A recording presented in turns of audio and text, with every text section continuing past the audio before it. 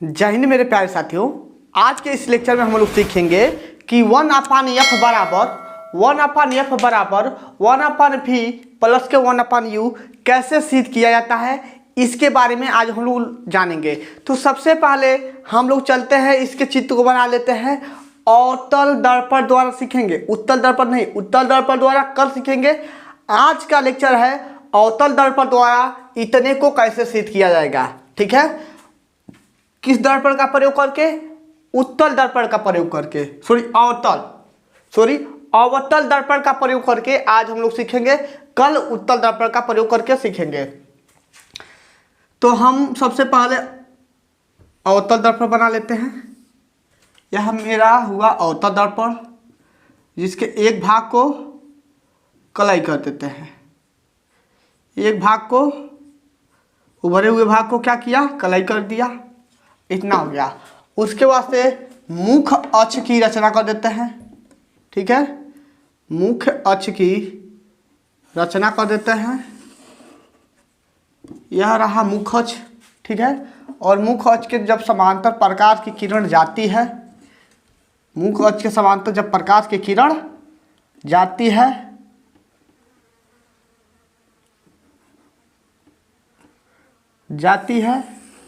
तो दर्पण से टकराकर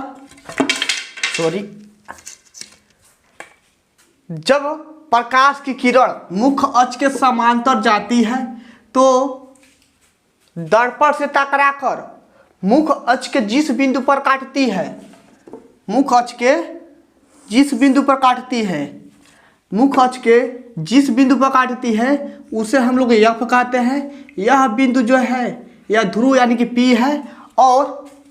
और इस कोने से हम दर्पण पर एक और प्रकाश डालेंगे ऐसे।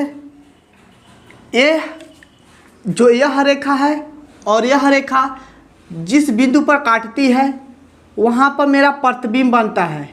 क्या बनता है? प्रतिबिंब। तो यहाँ पर मैंने AB एक वस्तु रखा है, AB।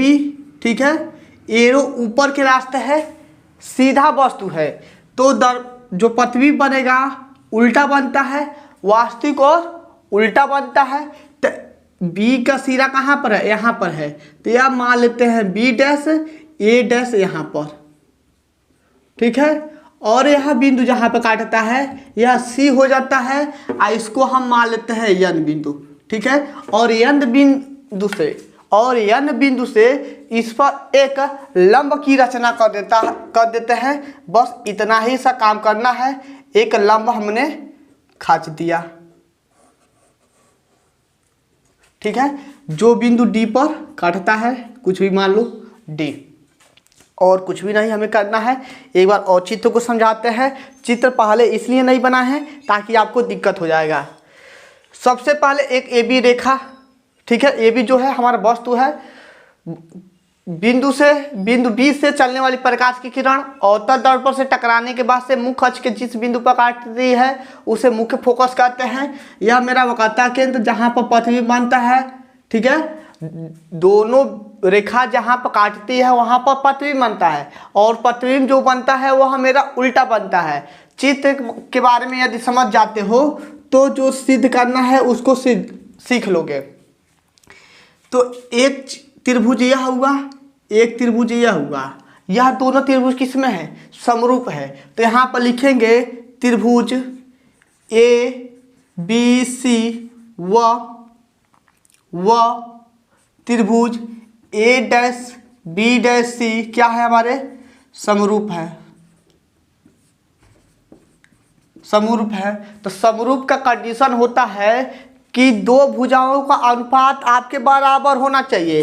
तो इसका लंब जितना होगा इस लंब के अनुपात के बराबर होगा, यानी कि AB बट्टे के A डैश B डैश बराबर होगा। दो भुजा के अनुपात बराबर होंगे, दो भुजा के अनुपात। तो यह मेरा क्या है? AC। जो भी भुजा लेंगे इधर P के तरफ लेंगे तो हो जाएगा आपका AC। नीचे क्या हो जाएगा? इसका आधार जो है AC और इसका आधार C A डैश। आप लोग गलती से भी A-C मत लिख देना, यहीं पर समझा दे रहे हैं। गलती से भी आप लोग A- पहले और C बाद में मत लिखना।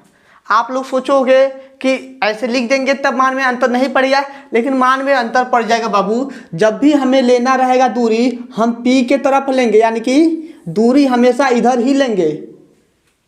लाइट भी गई, तो चलिए लाइट आ चुकी, 2 मिनट के अंदर ही लाइट आ गया है। तो हम दूरी हमेशा, ठीक है, दूरी हमेशा P के ही तरफ लेंगे। ऐसे काम जो आप लोग का हम बताए हैं, A-C लिखने का कोशिश मत करना, हमेशा इधर ही दूरी लेंगे, यानी कि C A- ही लेंगे। इसको मान लेते हैं समीकरण 1, ठीक है। पुनः त्रिभुज तीसरा चौथा त्रिभुज NDF में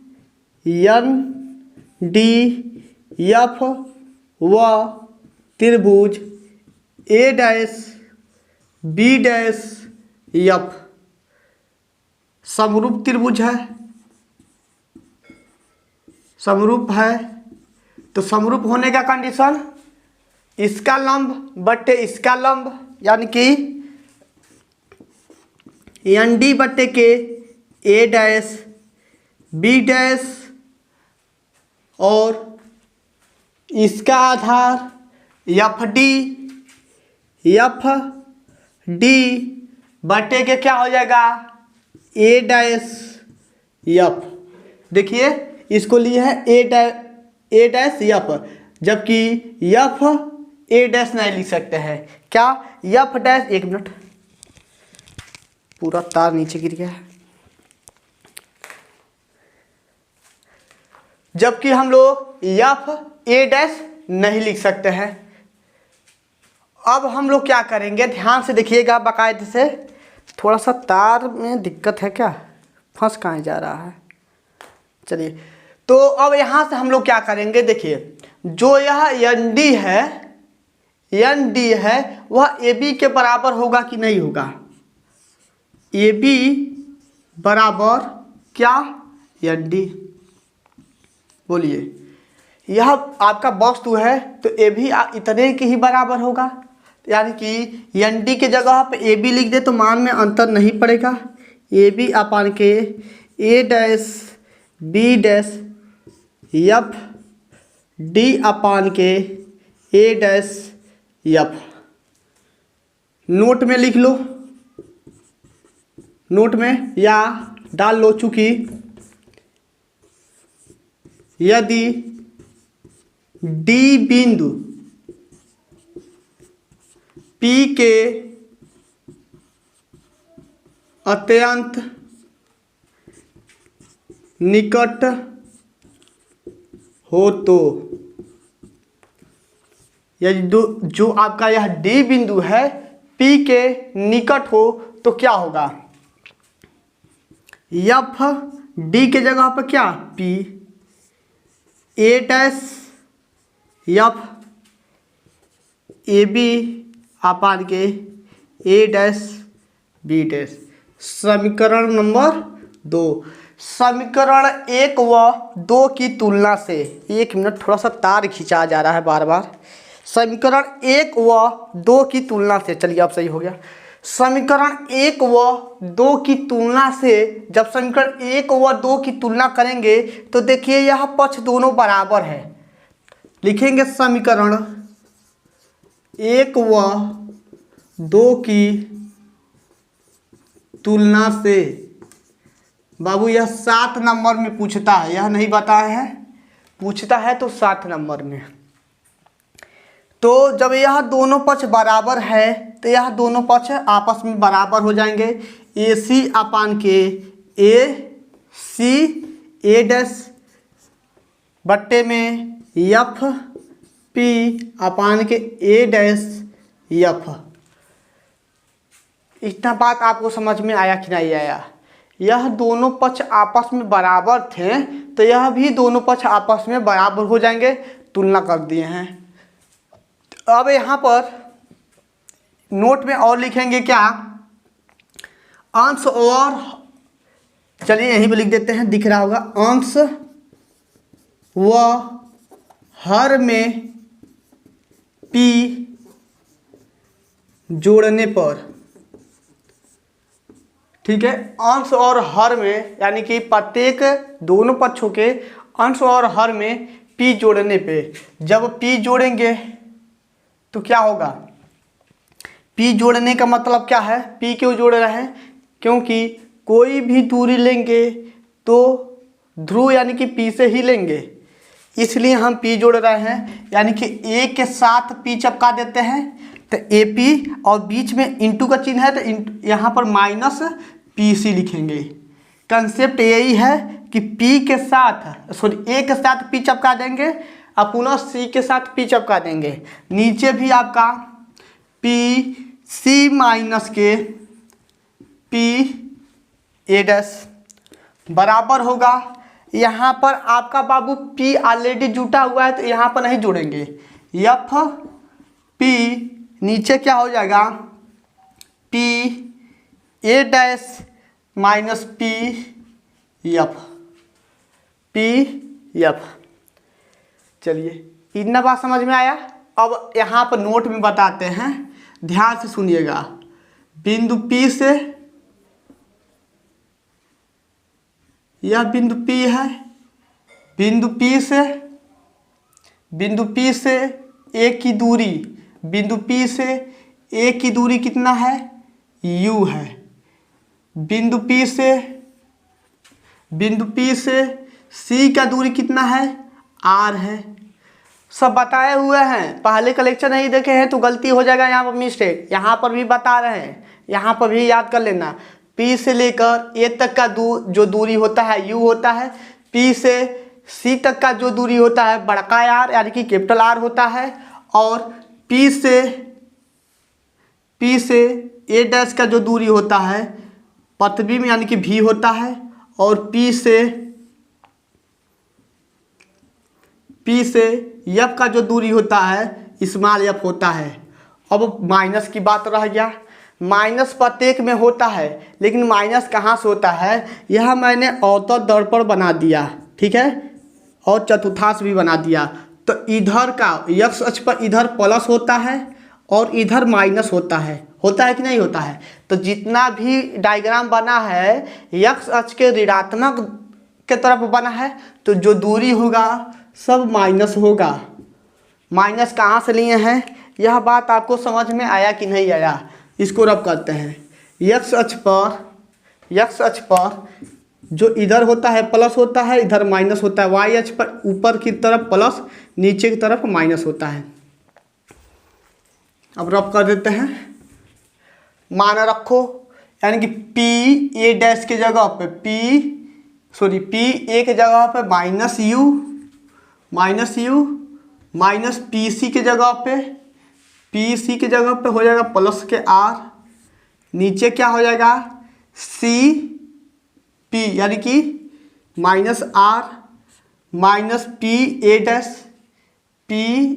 डैश प्लस के V।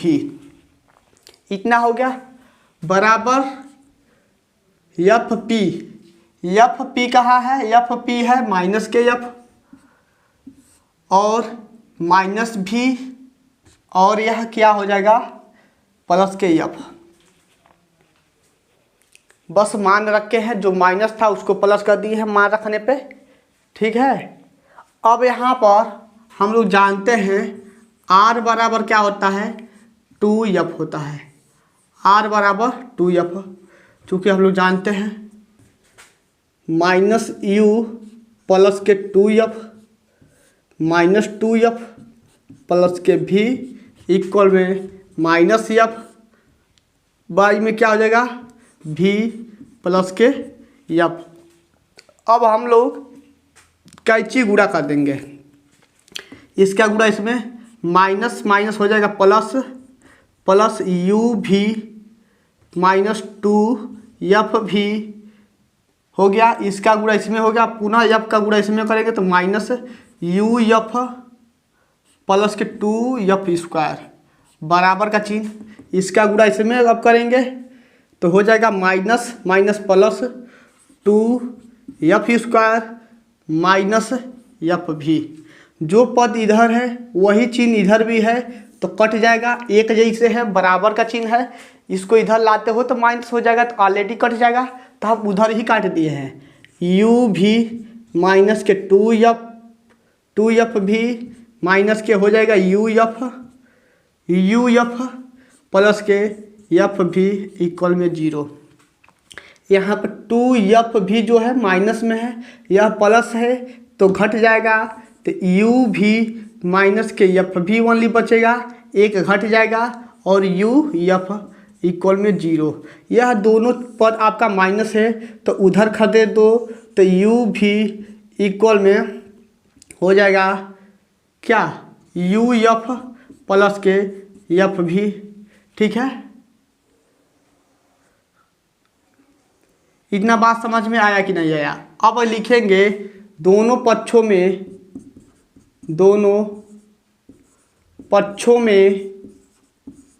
u भी एफ से भाग देने पर दोनों पक्षों में u भी एफ से भाग देंगे, तो u भी अपान के u भी एफ इक्वल में u भी अपान के u भी एफ प्लस के एफ भी u भी एफ। जो कटने वाला है उसको काट दो, यह दोनों पद कटेगा तो 1 अपान के एफ बचेगा, और u और एफ कटेगा तो 1 अपान के v बचेगा, प्लस और f और v कटेगा तो 1 अपान के u बचेगा। यही हमें सिद्ध करना था। बताओ यह बात समझ में आया कि नहीं आया? आज हम लोग सीखे हैं अवतल दर्पण द्वारा,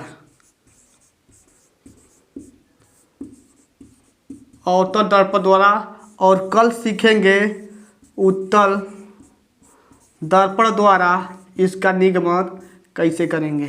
ठीक है, उत्तल दर्पण द्वारा इसका निगमन कैसे करेंगे? उत्तल दर्पण में आपका जो चित्र रहेगा वह बदल जाएगा। ठीक है, उत्तल दर्पण का बस चित्र थोड़ा सा कठिन है, बाकी सब इसी तरह से लगेगा। चित्र भी कठिन नहीं है, यदि लगाना चाहोगे तो लगा सकते हो। तो आज के लिए इतना ही। आप लोग देख सकते हो कि कितना गर्मी में हम आपके लिए पढ़ा रहे हैं और आप लोग कोई भी रिस्पॉन्स नहीं दे रहे हो। तो हम जैसा कि बताए हुए हैं 10 वीडियो क्लास 10th का फिजिक्स का पड़ेगा। यदि 10 वीडियो में अपना प्यार अच्छे से नहीं दिखाते हो तो वीडियो नहीं बनेगा। लाइट भी भग चुकी, ठीक है, लाइट भी भग गया। तो फिलहाल आज के लिए बस इतना ही। वीडियो कैसा लगा अपने दोस्तों के पास ज़रूर शेयर कीजिएगा। लाइट भग चुकी भी है और हमारा समाप्त भी हो गया है, तो स्क्रीनशॉट ले लीजिएगा और हम स्क्रीन पर लगा भी देंगे कैसे कैसे लिखना है। ओके बाय, जय हिंद साथियों।